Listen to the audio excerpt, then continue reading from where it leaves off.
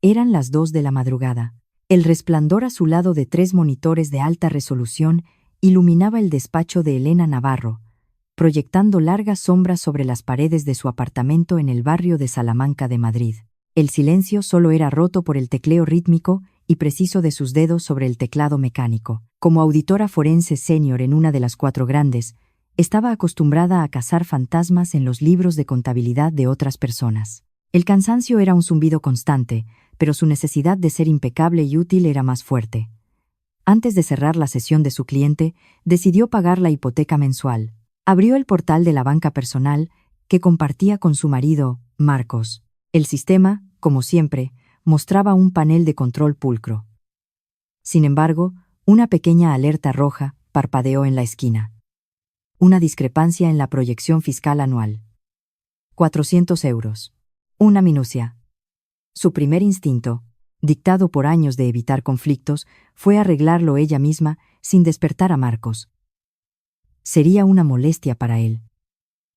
Con la eficiencia de un cirujano, comenzó a rastrear las cuentas vinculadas.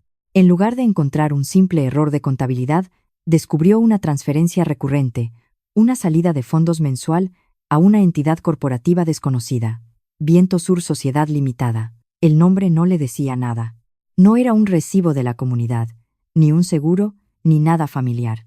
Elena se quedó inmóvil, mirando la pantalla. El resplandor de los números se reflejaba en sus ojos, y por primera vez en mucho tiempo, sintió el frío de una anomalía en su propia vida, una que ella no podía explicar. La mañana siguiente, el aroma del café recién hecho llenaba la cocina de mármol blanco.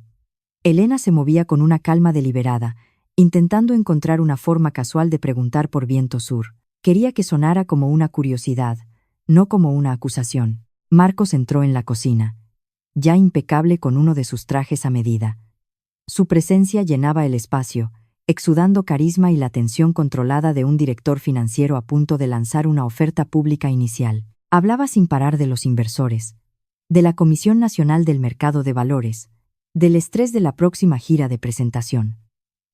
Elena esperó una pausa que nunca llegó. Él dominaba la conversación, como siempre. De repente, él deslizó un documento sobre la encimera de mármol hacia ella. «Cariño, necesito que firmes esto», dijo con una naturalidad pasmosa. «Es solo una prórroga para la declaración de la renta. Los abogados la necesitan hoy mismo. Es una formalidad por la salida a bolsa». Elena dudó un instante. Su instinto de auditora le gritaba que leyera cada línea, que cuestionara, que verificara, pero su deseo de ser la esposa comprensiva y solidaria, de no añadir más estrés a su ya ocupado marido, ganó la batalla. Cogió el bolígrafo. Mientras firmaba, su mirada se fijó en el sello del notario estampado en la esquina inferior del papel. Memorizó el nombre y el número de colegiado. Marcos se inclinó, le dio un beso paternalista en la frente y dijo: «Eres la mejor. Gracias por facilitarme las cosas». Salió del apartamento, dejando a Elena con el sabor amargo del café y la sensación de haberse vuelto cómplice de su propia ceguera. Las paredes de cristal de su oficina en el Paseo de la Castellana le ofrecían una vista imponente de Madrid, pero Elena no veía el paisaje. Veía el nombre de la sociedad fantasma en su mente. Viento Sur Sociedad Limitada. Intentó concentrarse en los expedientes de sus clientes, en los fraudes multimillonarios que debía desenmascarar, pero la pequeña anomalía de 400 euros se había convertido en una obsesión. Sabía que no podía acceder a registros bancarios privados sin una orden judicial, sería un delito. Pero su acceso a las bases de datos de registros mercantiles de su firma era una de sus herramientas más poderosas. Era perfectamente legal. Se sentó en su terminal. Abrió el sistema y tecleó el nombre del notario que había memorizado del documento de la prórroga. Cruzó los datos con la fecha reciente de constitución de la empresa. Unos pocos clics y la información apareció. Viento Sur Sociedad Limitada. Constituida hacía solo 3 meses. Objeto social: servicios de consultoría y relaciones públicas. Domicilio fiscal: una oficina virtual. Y entonces, el dato clave: administrador único. Clara Ortiz. El corazón de Elena no se aceleró. En su lugar, una frialdad analítica se apoderó de ella. Reconoció el nombre al instante. Clara Ortiz era la joven y ambiciosa directora de Relaciones Públicas de la startup de Marcos. La conexión estaba hecha. No era una coincidencia. Elena llamó a Marcos a media mañana. Cariño, se te ha olvidado el almuerzo. Estoy cerca de tu oficina. ¿Quieres que te lo suba? Dijo con una voz que sonaba perfectamente normal. Su verdadero objetivo no era entregar un Tupperware con ensalada de quinoa. Era observar a Clara en su hábitat natural. La oficina de la startup era un caos organizado, un hervidero de jóvenes programadores y comerciales preparándose para la salida a bolsa. Desde la recepción, vio a Marcos en una sala de reuniones acristalada.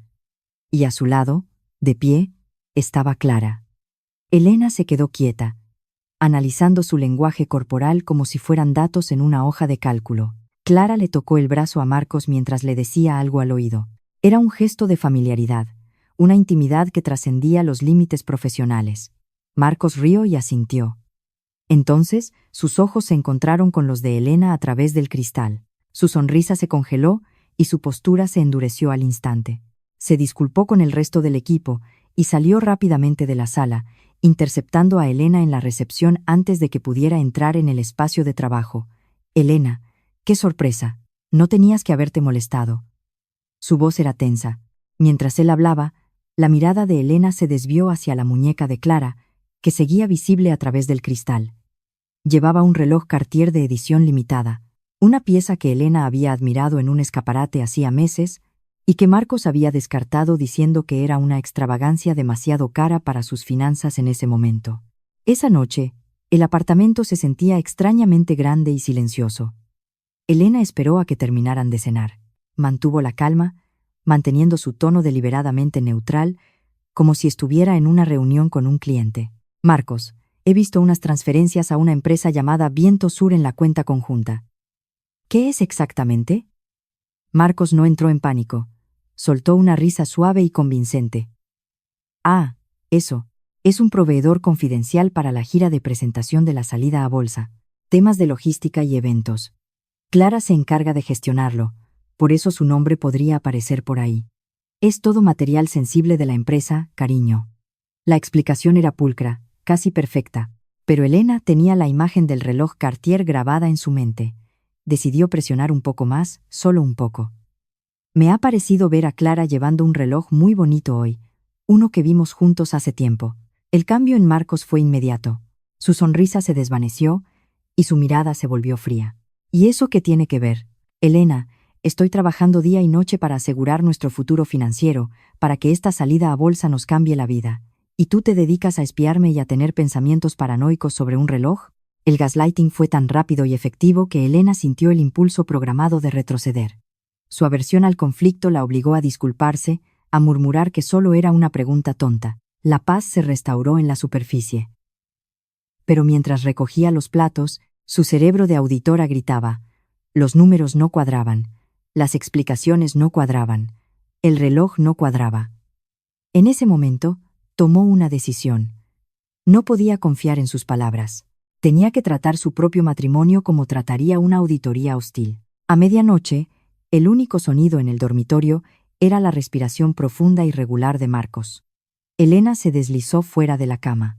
El objetivo era el portátil de trabajo de su marido, un dispositivo encriptado que contenía los secretos de la salida a bolsa, y sospechaba, los secretos de Viento Sur.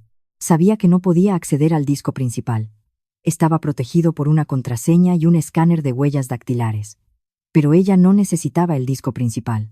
De su bolso de trabajo, sacó una memoria USB de aspecto corriente, una herramienta especializada que su firma proporcionaba para la recuperación de datos forenses.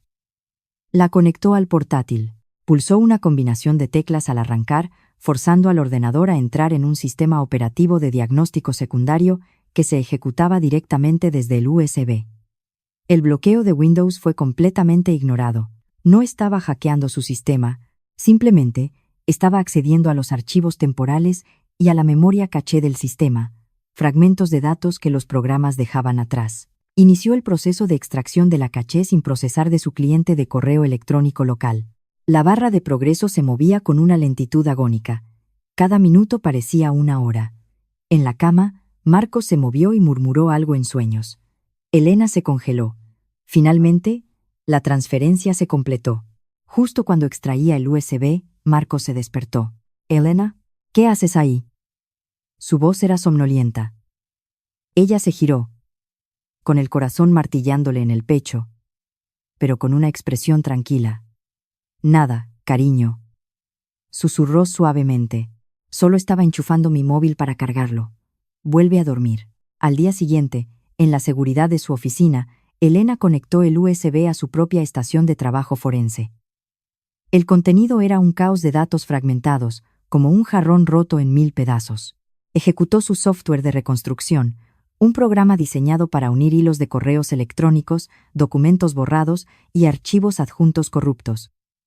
Durante horas, unió las piezas del rompecabezas digital. Reconstruyó cadenas de correos entre Marcos y Clara, llenas de un lenguaje demasiado íntimo para ser profesional. Luego encontró lo que buscaba. Facturas en formato PDF, emitidas por Viento Sur a la startup de Marcos por servicios de consultoría. Y finalmente, el documento que lo cambió todo, un contrato de arrendamiento con opción a compra. Viento Sur Sociedad Limitada no era un proveedor de relaciones públicas, era una sociedad instrumental, una empresa fantasma utilizada para comprar un ático de lujo en Pozuelo de Alarcón.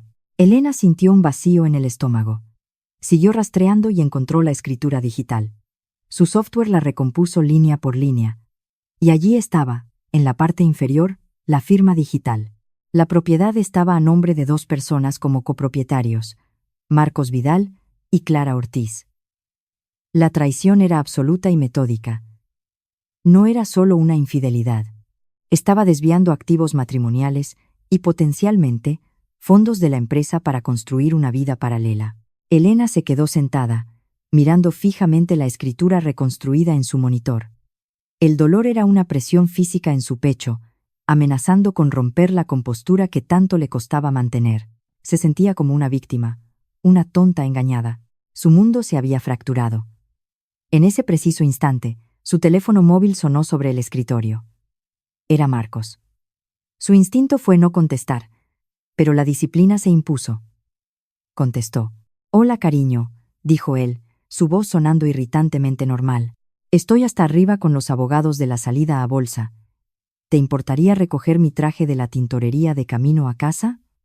La vieja Elena se habría derrumbado, habría llorado, gritado por teléfono, exigiendo una explicación. Pero esa Elena ya no existía. Una nueva Elena, forjada en el frío fuego de los datos, tomó el control, respiró hondo, encerró sus emociones en una bóveda mental y respondió con una voz perfectamente alegre y servicial. «Claro, mi amor, no te preocupes, yo me encargo». Al mantener la fachada, se aseguró de que Marcos siguiera siendo descuidado y arrogante. Le dio el regalo más valioso que podía recibir en ese momento. Tiempo. Tiempo para construir un caso hermético. Colgó el teléfono. Con un movimiento deliberado, imprimió la escritura del ático, la colocó dentro de una carpeta forense de color rojo vivo y la guardó bajo llave en la caja fuerte de su despacho. La auditoría había comenzado oficialmente. Elena se reunió con Héctor Mendoza en una sala de conferencias minimalista con vistas al Parque del Retiro. Héctor era un abogado de divorcios corporativos que su firma a veces recomendaba, conocido por su enfoque despiadado y su tarifa por hora astronómica. Elena no necesitaba un amigo, necesitaba un arma. Colocó la carpeta roja sobre la mesa de caoba pulida. Héctor, un hombre de unos 50 años con ojos de halcón, la abrió sin preámbulos. Escuchó el relato de Elena con una quietud impasible, asintiendo de vez en cuando. «Nuestro régimen matrimonial es de gananciales», explicó Héctor con voz grave. «Pero eso no importa si él es listo. Con la salida a bolsa en el horizonte, podría argumentar que necesita proteger los activos de la empresa, arrastrar el divorcio durante años y, mientras tanto, mover el dinero a un paraíso fiscal. Para cuando un juez decida algo, la cuenta estará vacía». Elena asintió. «Lo sé. Por eso he venido a verle». Le indicó que siguiera leyendo. Héctor examinó la escritura del ático y las facturas falsas. Su expresión cambió sutilmente. «Elena, ¿de dónde crees que sacó el dinero para esto?» «Anerterí.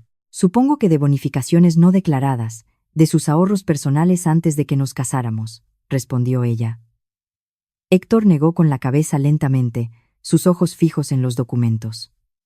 «No, la cantidad es demasiado redonda. Y las fechas coinciden con las rondas de financiación de la empresa. No usó su propio dinero. Usó el dinero de la startup. Héctor levantó la vista, y por primera vez, Elena vio una chispa de asombro en sus ojos.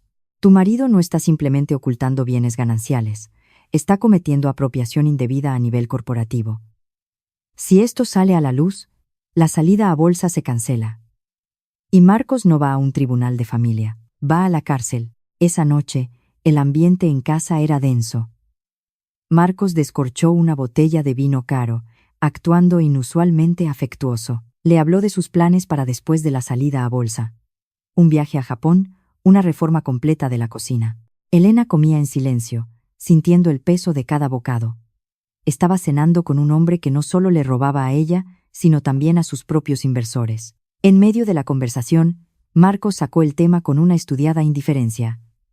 Cariño, los abogados de los inversores me han pedido una cosa. Es una formalidad, pero insisten. Quieren que firmemos un acuerdo posnupcial para separar nuestros activos, para proteger a la empresa de cualquier posible litigio matrimonial en el futuro, ya sabes. Es estándar en estas operaciones. Le entregó un fajo de papeles encuadernados. Elena lo tomó. Era una trampa. Y ella lo sabía. Lo leyó por encima, su mente de auditora identificando las cláusulas venenosas. Renunciaba a todos los derechos sobre su participación en la empresa, sus acciones y cualquier ganancia futura de la salida a bolsa. A cambio, le ofrecía quedarse con el apartamento de Salamanca, cuya hipoteca aún no estaba totalmente pagada. Si se negaba, él sabría que sospechaba algo. Si firmaba, perdía millones de euros y le daba carta blanca. Elena levantó la vista del documento, su rostro una máscara de serena consideración. Entiendo, dijo con calma. Parece complejo. Como es un documento legal importante, necesito que los abogados de mi firma lo revisen. Es el protocolo estándar para mí. Te daré una respuesta en un par de días. Marcos pareció aliviado y un poco molesto por el retraso. De acuerdo, cedió. Pero no tardes, el tiempo apremia. Elena necesitaba la prueba definitiva, el rastro del dinero desde la cuenta de la empresa hasta Viento Sur. No podía hackear el banco de la startup, pero recordó algo. Marcos usaba un portal de gestión de patrimonio de alta gama que agregaba todas sus cuentas en un solo lugar. Personales, de inversión y las tarjetas corporativas de director financiero. Mientras él estaba en la ducha, Elena registró su despacho en casa. Sabía que Marcos, a pesar de su arrogancia, era perezoso con la seguridad digital. Buscó en los lugares obvios y finalmente encontró lo que buscaba. Dentro de un libro falso de Hemingway en la estantería, había un pequeño token de hardware de seguridad. Era el dispositivo de respaldo para acceder al portal de patrimonio. Se sentó en el ordenador de él. El portal pedía la contraseña y una clave generada por el token. Ella sabía su contraseña, y la pregunta de seguridad era siempre la misma: el nombre de su primer perro. En segundos, estaba dentro. El panel de control mostraba una visión completa de la vida financiera de Marcos. Ignoró las cuentas personales y se centró en el historial de transacciones de sus cuentas corporativas ejecutivas. Descargó el historial completo de los últimos 6 meses. Y allí estaba, en blanco y negro. 3 transferencias masivas, cada una de 800.000 euros, etiquetadas como honorarios de consultoría de relaciones públicas, enviadas directamente a la cuenta bancaria de Viento Sur Sociedad Limitada. El desfalco estaba probado, documentado e incontrovertible. La fiesta de cóctel para los inversores era un evento que Elena no podía evitar. Debía mantener la ilusión de la esposa feliz y solidaria, especialmente ahora que la salida a bolsa estaba tan cerca. Se movía por la sala con una sonrisa ensayada, intercambiando trivialidades. Entonces la vio. Clara se acercó a ella, sosteniendo una copa de champán, con una actitud de falsa amabilidad. Llevaba un vestido de diseñador que gritaba dinero nuevo y miró el sencillo pero elegante vestido de Elena con condescendencia. «Elena, qué guapa estás, tan clásica», dijo Clara, su voz goteando patronazgo. «Marcos trabaja tanto. Debes de estar muy orgullosa de él». Elena sonrió cálidamente, una sonrisa que no llegó a sus ojos. Su mirada se posó en el reloj de la muñeca de Clara. «Gracias, Clara. Tú también estás espectacular. Ese reloj es una maravilla». ¿Fue un regalo por cerrar esa cuenta tan importante de Viento Sur? Lo digo porque parece que les está yendo muy bien. El nombre, dicho en voz alta y con naturalidad, golpeó a Clara como una descarga eléctrica. Su sonrisa vaciló una fracción de segundo. Sus ojos se abrieron ligeramente antes de recuperar el control. Ah, sí. Bueno. Es un cliente exigente, balbuceó, antes de inventar una excusa para alejarse. Perdona, me llama el director ejecutivo. Elena la observó mientras se abría paso entre la multitud y susurraba algo urgentemente al oído de Marcos al otro lado de la sala. La semilla de la paranoia había sido plantada. La salida a bolsa es en 14 días, dijo Héctor en su siguiente reunión. Elena le había entregado los nuevos extractos bancarios. La presión por actuar era inmensa. Si presentamos la demanda de divorcio ahora, advirtió Héctor, él usará cualquier excusa para retrasar la salida a bolsa, congelará todo y moverá el dinero. Debemos esperar al punto de no retorno. El día antes de que las acciones salgan al mercado, en ese momento, cancelar la operación sería un desastre de relaciones públicas y financiero tan grande que la junta directiva preferirá cortarle la cabeza a él antes que enfrentarse al escándalo. Elena estuvo de acuerdo. La estrategia requería una paciencia de acero. No voy a firmar su acuerdo posnupcial, dijo ella. Vamos a preparar un contraataque. Durante la siguiente hora, dictaron los términos de la rendición de Marcos. Elena no solo no firmaría el documento de él, sino que prepararía un acuerdo de divorcio integral que le despojaría de todo. Héctor tecleaba furiosamente. El documento final era devastador. Exigía el 100% de los activos líquidos de Marcos, la transferencia de la propiedad total del apartamento de Salamanca ya pagado por él, y su renuncia inmediata e irrevocable como director financiero de la startup, citando razones personales. Como anexo, Héctor redactó un borrador de una denuncia formal ante la Comisión Nacional del Mercado de Valores, detallando el fraude de valores y la apropiación indebida, lista para ser enviada con un solo clic. El arma estaba forjada y cargada. Marcos la acorraló en la cocina esa noche, su paciencia agotada. Elena, ¿dónde está el acuerdo firmado? Los inversores lo están pidiendo. No podemos esperar más. Su tono era agresivo, el estrés de la salida a bolsa erosionando su fachada encantadora. Si no lo firmas, tendré que tomar medidas para proteger los activos de la empresa. Congelaré nuestras cuentas conjuntas. Amenazó. Era un farol, pero un farol peligroso. Elena bajó la mirada, adoptando una postura de derrota. Respiró hondo, como si estuviera a punto de llorar. Lo siento, susurró. Has estado bajo mucha presión. Tienes razón. Se dirigió a su bolso y sacó un sobresellado. Se lo entregó. Mis abogados lo revisaron. Está todo en orden. Lo he firmado. Marcos le arrebató el sobre de las manos, su arrogancia cegándole por completo. No lo abrió. Vio la derrota de ella como su victoria. Su rostro se relajó en una sonrisa de suficiencia. Bien, ves qué fácil es cuando eres razonable. Gracias, cariño. Metió el sobre en su maletín sin mirarlo. Lo que no sabía era que el sobre no contenía el acuerdo posnupcial firmado. Contenía una copia del registro mercantil de Viento Sur Sociedad Limitada, con el nombre de Clara Ortiz resaltado en rojo. Marcos anunció que tenía que hacer un viaje de negocios de fin de semana. Una reunión de última hora con unos inversores en Barcelona. Elena sabía que era mentira. Se iba al ático de Pozuelo con Clara. Le estaba dando 48 horas. En cuanto él salió por la puerta, Elena comenzó a trabajar con una eficiencia metódica y fría. No había pánico, solo un plan de acción. Empacó sus documentos esenciales, sus discos duros forenses, su ropa y sus objetos personales de valor sentimental.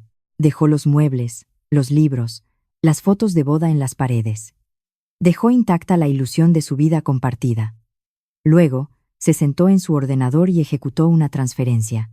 Movió exactamente la mitad de sus ahorros conjuntos legítimos, el dinero que ella había ganado y contribuido, a una cuenta privada recién abierta a su nombre.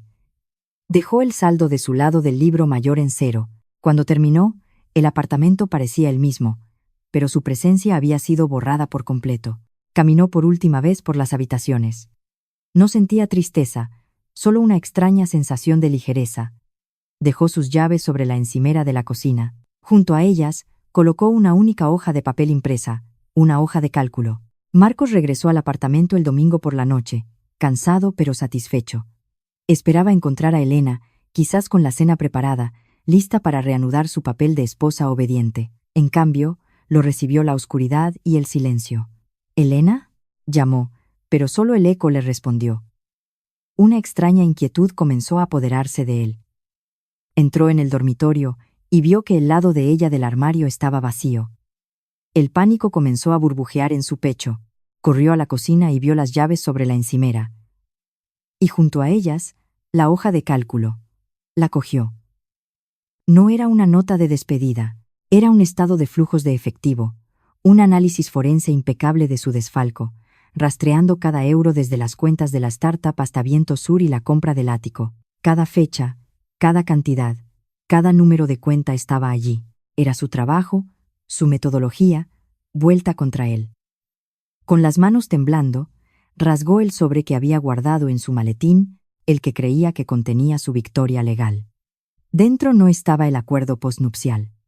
Estaba la escritura del ático de Pozuelo, con el nombre de Clara Ortiz resaltado en un círculo rojo sangre. En ese instante, su móvil sonó. Era un número desconocido. Contestó. «Hablo de la oficina de Héctor Mendoza», dijo una voz femenina y profesional. «Se le informa de una reunión obligatoria mañana a las 9 en nuestro despacho». Marcos se quedó paralizado. Comprendió que no era una coincidencia. La trampa de Elena había sido perfecta, y acababa de cerrarse sobre él. El lunes por la mañana, Elena esperaba sentada en la sala de conferencias de cristal de la firma de Héctor Mendoza. Llevaba un traje sastre oscuro, su cabello recogido en un moño impecable. No había rastro de la esposa herida. Proyectaba la autoridad fría de una auditora a punto de presentar sus conclusiones. Marcos irrumpió en la sala, con el rostro desencajado por la furia y la falta de sueño. Su propio abogado, un hombre de aspecto agresivo, le seguía de cerca. «Elena», gritó Marcos, golpeando la mesa de conferencias con las palmas de las manos. «¿Qué es este juego? ¿Qué crees que estás haciendo? Te voy a destruir. ¿Has hackeado mi ordenador? Es un delito». Elena no se inmutó. Ni siquiera parpadeó. Con un movimiento lento y deliberado, deslizó una gruesa carpeta encuadernada en rojo por la superficie pulida de la mesa. El dossier se detuvo justo delante del abogado de Marcos. En la portada, en letras nítidas, se leía «Auditoría Forense, Viento Sur, S. Lee». El abogado de Marcos frunció el ceño, abrió la carpeta y su rostro, antes combativo, se drenó de todo color mientras leía la primera página. Marcos intentó reírse, un sonido forzado y hueco. «¿Y qué? Unos cuantos papeles. Son circunstanciales, inadmisibles en un tribunal». Elena lo miró directamente por primera vez, sus ojos fríos como el hielo. «No necesito ir a un tribunal de familia, Marcos. Esto no es un divorcio. Es una negociación». Señaló con un dedo la última sección del dossier. «Ese es un borrador de una denuncia formal ante la Comisión Nacional del Mercado de Valores. He documentado cómo desviaste 800.000 euros de los fondos de los inversores a través de facturas falsas de relaciones públicas para comprar un ático con tu amante. Si la salida a bolsa sigue adelante con este pasivo oculto, no es solo apropiación indebida. Es un fraude masivo de valores». Con una precisión quirúrgica, citó los artículos del Código Penal, las normativas de la CNMV y las leyes de sociedades de capital que él había violado. El abogado de Marcos cerró la carpeta bruscamente. Se inclinó y le susurró frenéticamente a su cliente. «Cállate. Cállate ahora mismo y escucha». El abogado entendió la situación perfectamente. Marcos no se enfrentaba a un divorcio complicado. Se enfrentaba a una pena de hasta 10 años de prisión. La arrogancia de Marcos se hizo añicos contra el muro de los datos fríos y duros. Se desplomó en su silla, derrotado. Marcos, con la voz temblorosa, intentó suplicar. «Elena, por favor, no hagas esto. Podemos arreglarlo. Quédate con el apartamento, te daré una pensión generosa, lo que quieras. Pero no arruines mi vida». Elena negó lentamente con la cabeza. La piedad era una emoción que ya no podía permitirse. «Mis términos no son negociables», declaró, su voz tan plana como un informe de auditoría. 1. Quiero el apartamento de Salamanca, con la hipoteca completamente liquidada por ti, antes de fin de mes. 2. Quiero la totalidad de tus cuentas de ahorro e inversión personales. 300.000 euros. Los transferirás hoy mismo. Marcos la miró con incredulidad. ¿Y 3? Continuó ella, implacable. Presentarás tu dimisión irrevocable, como director financiero con efecto inmediato, citando motivos personales. Lo harás antes de que la salida a bolsa se lance, asegurándote de que no puedas liquidar ni una sola de tus acciones. Marcos estalló. Me estás dejando sin nada. Elena lo miró fijamente. Te dejaste a ti mismo sin nada en el momento en que empezaste a robarle a tu propia empresa para construir una vida basada en mentiras. Tienes 24 horas para firmar el acuerdo de liquidación y la carta de renuncia. Si no, a las 9:01 de la mañana, haré clic en enviar en el correo electrónico a la CNMV. Marcos salió del despacho de abogados en estado de pánico. Se paró en medio de la Castellana, el tráfico fluyendo a su alrededor sin que él lo notara. Sacó su teléfono y llamó a Clara. «Clara, tenemos que vender el ático, ahora», gritó al teléfono. «Necesito devolver el dinero». Al otro lado de la línea, la voz de Clara era fría y distante. «¿Tenemos? Marcos, no sé de qué me hablas. La administradora única de Viento Sur soy yo, y la casa está a nombre de la sociedad. Yo no voy a caer por tu estupidez».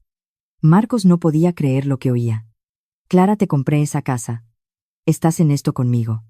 «No, Marcos», replicó ella. «Tú estabas en esto. Yo solo era una empleada siguiendo las órdenes del director financiero». «Buena suerte», colgó. Marcos intentó volver a llamar, pero el tono le indicó que había bloqueado su número. Se quedó de pie en la acera, completamente solo. Su amante, por la que había arriesgado todo, lo había traicionado en el primer signo de problemas. Su esposa, a la que había subestimado, lo había destruido con una precisión matemática. La trampa de Elena había sido impecable. No tenía dinero, ni poder, ni aliados. Estaba acabado. A la mañana siguiente, un Marcos demacrado entró de nuevo en el despacho de Héctor Mendoza. Parecía haber envejecido 5 años en 24 horas.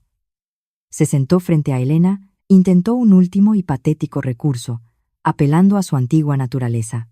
«Elena, ¿recuerdas nuestro día de boda? ¿Recuerdas los planes que hicimos? Yo te quería. Te quiero». Elena lo miró con absoluta indiferencia. Para ella, él ya no era una persona, era una cuenta por cerrar.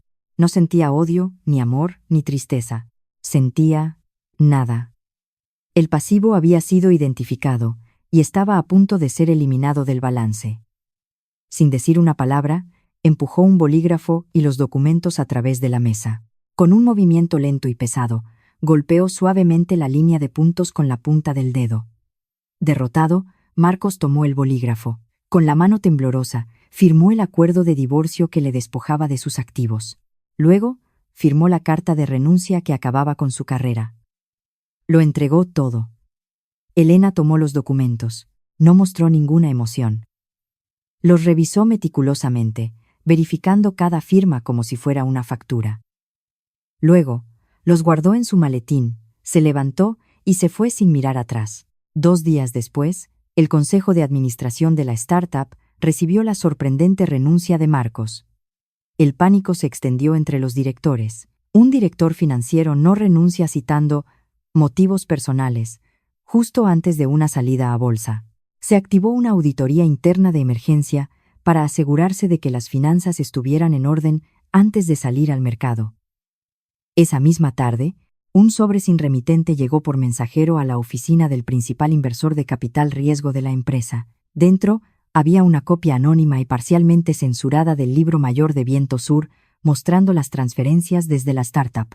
Elena se aseguró de que Marcos no pudiera maquillar su salida como un problema de salud o un agotamiento. La verdad, aunque fuera anónima, encontraría su camino. El consejo descubrió el agujero de 800.000 euros. Para evitar un escándalo público que hundiría la empresa, actuaron con rapidez y en silencio. Obligaron a Marcos a ceder la totalidad de sus acciones restantes para cubrir la cantidad robada y firmar un acuerdo de confidencialidad férreo.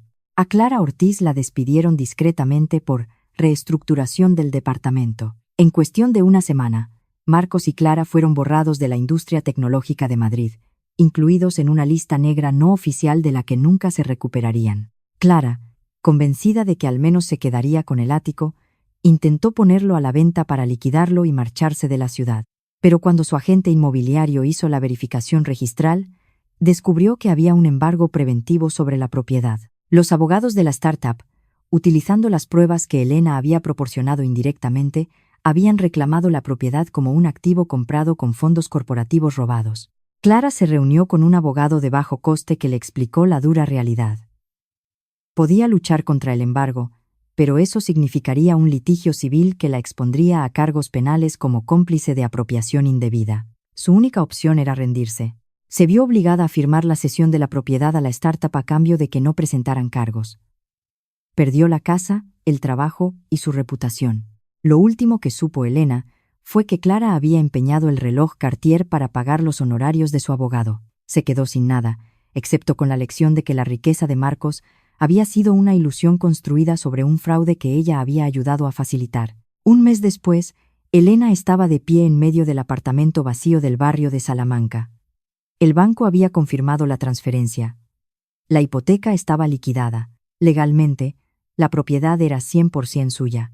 El silencio de las habitaciones ya no era opresivo, era pacífico. Pero cada rincón le recordaba los años que había pasado encogiéndose, haciéndose más pequeña para no molestar, intentando ser la esposa perfecta e invisible para un hombre que nunca la vio. Miró por la ventana la bulliciosa calle de Madrid. Podría quedarse allí, podría vivir en la fortaleza que había conquistado, pero no quería vivir en un museo de sus errores pasados, por muy victoriosa que hubiera sido la batalla. Sacó su teléfono y llamó a un agente inmobiliario de lujo. «Hola, soy Elena Navarro», dijo con voz firme y clara. «Quiero poner mi apartamento en venta». El agente le aseguró que, en esa zona y con esas características, se vendería rápidamente por un precio premium, dándole un capital líquido masivo. Por primera vez en meses, Elena sonrió, una sonrisa genuina que iluminó su rostro. Empacó la última caja, que solo contenía sus carpetas forenses y su ordenador. Estaba lista, no para reconstruir su vida, sino para construir un imperio propio. 6 meses después. Desde la ventana de su nueva oficina en la planta 35 de una de las 4 torres, Elena contemplaba el horizonte de Madrid. La placa de latón pulido en la puerta de cristal decía: Navarro, Asociados. Con el capital de la venta del apartamento y la liquidación del divorcio, había fundado su propia firma de contabilidad forense. Empezar fue un reto, pero su reputación de precisión implacable la precedía. Acababa de cerrar con éxito una auditoría masiva para un importante banco europeo, desenmascarando un fraude interno que les ahorró millones. Su firma se convirtió en el arma secreta que los consejos de administración contrataban para extirpar la corrupción antes de que se convirtiera en un escándalo público. Ya no era una empleada en segundo plano que trabajaba hasta la madrugada para la aprobación de otros. Era la jefa. Mientras tanto, Marcos vivía en una habitación alquilada en un piso compartido en Villaverde, en las afueras del sur de Madrid. Las paredes tenían manchas de humedad, y el olor a fritanga del restaurante de abajo se impregnaba en su ropa barata. Sus cuentas bancarias habían sido vaciadas por los honorarios legales y el acuerdo con Elena. Intentó solicitar puestos de finanzas de nivel medio, pero su nombre estaba manchado. Su renuncia forzosa y los rumores de malversación siempre aparecían en las verificaciones de antecedentes. Desesperado por conseguir dinero, aceptó un trabajo como contable básico para una pequeña empresa de logística. Se sentaba en un escritorio de metal barato, introduciendo facturas en un sistema anticuado por un salario mínimo. Sus trajes a medida habían sido reemplazados por camisas gastadas de grandes almacenes. Una tarde, mientras comía un sándwich mustio en su escritorio, vio un artículo en una revista financiera en línea. El titular decía: «La nueva guardiana de la integridad corporativa, cómo Elena Navarro está cambiando el juego de la auditoría». La foto la mostraba a ella, sonriente y poderosa, en su nueva oficina. El contraste entre su éxito y su propia miseria lo aplastó. Una noche lluviosa, Elena salía de un restaurante de alta cocina en la calle Jorge Juan, tras una cena exitosa con un cliente. Mientras esperaba a que el aparcacoches trajera su coche, una figura emergió de las sombras. Era Marcus. Parecía agotado, desesperado, sosteniendo un paraguas barato que apenas lo protegía de la llovizna. Se interpuso en su camino. «Elena», suplicó, «necesito hablar contigo». Ella lo miró, no con ira, sino con la distancia clínica de una geóloga observando una roca. «No tenemos nada de qué hablar, Marcos».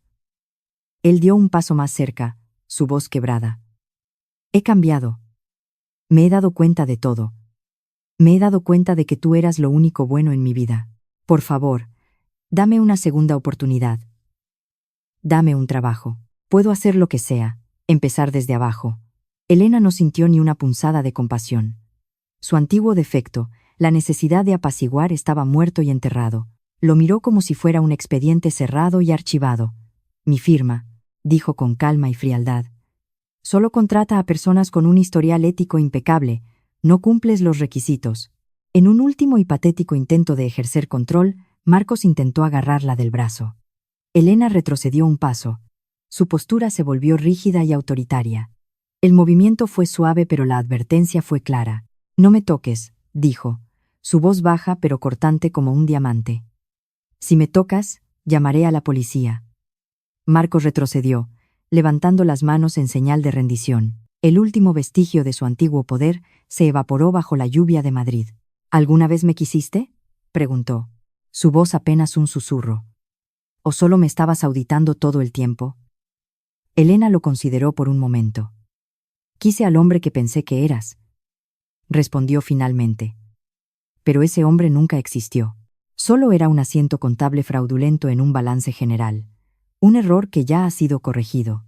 Se dio la vuelta, subió a su coche sin mirar atrás y se marchó, dejándolo solo bajo la lluvia. Marcos observó cómo las luces traseras del coche de Elena desaparecían en el denso tráfico de la noche madrileña. La lluvia empapaba su abrigo barato y un escalofrío le recorrió la espalda. Sacó su teléfono. La batería estaba casi agotada. Vio el saldo de su cuenta bancaria, peligrosamente bajo. Tenía un mensaje de su casero exigiéndole el alquiler. Apagó el teléfono. Se dio la vuelta y caminó hacia la estación de metro más cercana. Se fundió con la multitud de viajeros cansados que volvían a casa, su rostro uno más entre la multitud anónima. Ya no era el carismático director financiero a punto de hacerse millonario. Era un fantasma en una ciudad que ya lo había olvidado por completo. La narrativa lo dejó atrás, borrándolo permanentemente del foco de la historia. A la mañana siguiente, Elena llegó a Navarro, Asociados. La oficina era un espacio luminoso y vibrante, lleno del zumbido de la actividad productiva. Su equipo, una mezcla de jóvenes auditores brillantes y veteranos experimentados que ella misma había seleccionado, la saludó con respeto. Su investigadora principal le trajo un nuevo expediente, un caso complejo que involucraba a una corporación multinacional sospechosa de ocultar activos en paraísos fiscales para evadir impuestos. Elena tomó la carpeta. No sintió el antiguo temor al conflicto, sintió una oleada de energía, el entusiasmo del desafío, la anticipación de desgarrar las mentiras y exponer la verdad. Comenzó a delegar tareas con una precisión aguda, su equipo escuchando atentamente. Era respetada, era temida, en el mejor sentido posible. Era la dueña de su dominio. Se sentó en su gran escritorio de roble, abrió el nuevo expediente y se detuvo un momento. Su mirada se posó en una pequeña cita enmarcada que había colocado junto a su monitor. Decía: «La verdad es la única inversión segura». Reflexionó sobre la mujer que había sido apenas un año antes. Aterrorizada de hacer ruido. Aterrorizada de perder a un hombre que la estaba desangrando en silencio. Aterrorizada de quedarse sola. Ahora se daba cuenta de que su mayor activo nunca fue su capacidad para soportar el dolor en silencio. Siempre fue su habilidad para ver la verdad cuando los números no cuadraban. Se dio cuenta de que la seguridad que había anhelado no provenía de un marido o de una vida aparentemente perfecta. Provenía de dentro. Sintió una profunda sensación de paz.